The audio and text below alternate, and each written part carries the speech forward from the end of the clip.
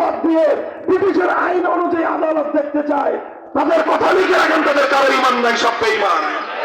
যারা আল্লাহর আইন বাদ দিয়ে ব্রিটিশের আইন অনুযায়ী দেশ দেখতে চায়, তাদের কারো ইমান নাই, তারা সব বেঈমান।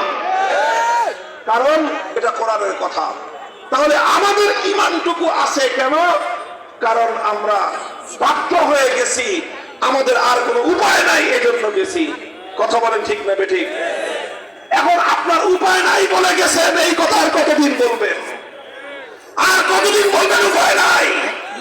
এখন কি আমাদের জেগে উঠবার সময় হয় নাই? সময় হয়েছে জেগে উঠবার, আলহামদুলিল্লাহ।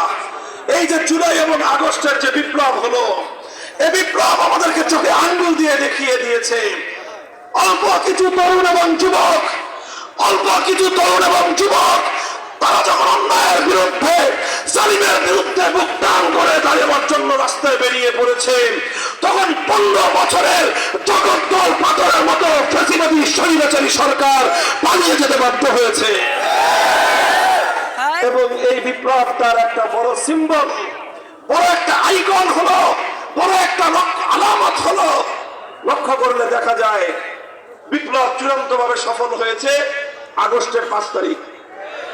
সংবাদ পাইছেন কয়টায় আপনারা?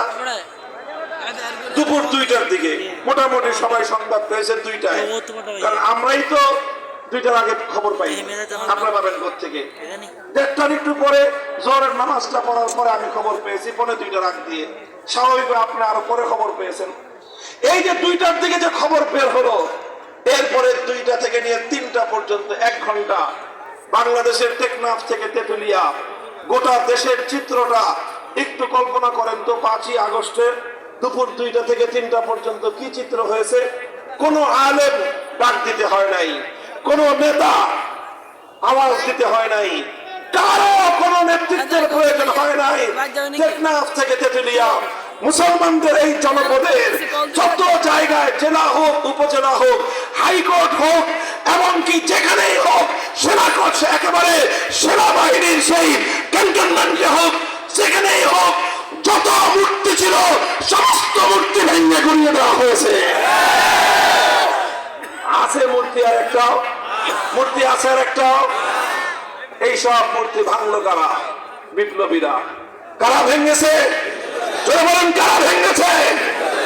আগস্ট বিপ্লবের চেতনা যারা বুঝতে পারো নাই, আগস্ট বিপ্লবের চেতনাকে যারা ধারণ করতে পারো নাই, আগস্ট বিপ্লবের যারা প্রকৃত এই স্পিরিট এবং এই বিপ্লবের প্রকৃত শক্তি যারা উপলব্ধি করতে পারো নাই, অনুধাবন করতে পারো নাই, আমি তাদেরকে বলবো 5ই আগস্টের 2টো থেকে 3টা এই 1 ঘন্টার বাংলাদেশের দিকে তাকায় দেখো।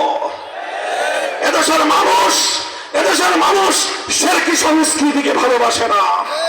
এদেশের মানুষ তাওহীদ এবং একত্ববাদের পক্ষে। এদেশের মানুষের বুকের উপর জোর করে বেশি দিন শিরকি সংস্কৃতি চাপিয়ে রাখা যায় না।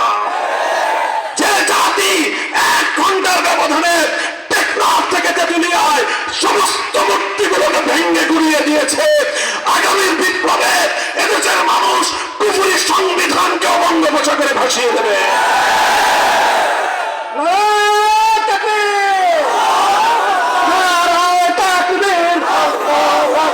তন্ত্রমন্ত্রের দিন শেষ, খেলাফতের বাংলাদেশ, তন্ত্রমন্ত্রের দিন শেষ।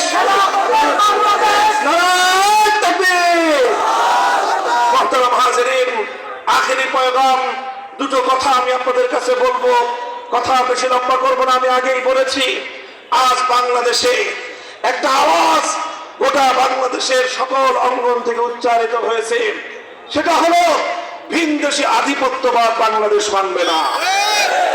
এটা দীর্ঘ একটা সময় পর্যন্ত শুধু আলেম ওলামারা বলতেন, শুধু হুজুররা চিৎকার করতেন, আর নাম নিয়েই বলি, ভারতীয় আধিপত্যবাদ বাংলাদেশে চলবে না। আগে শুধু হুজুররা বলতো, আলহামদুলিল্লাহ এখন তো বাংলাদেশের রাষ্ট্র,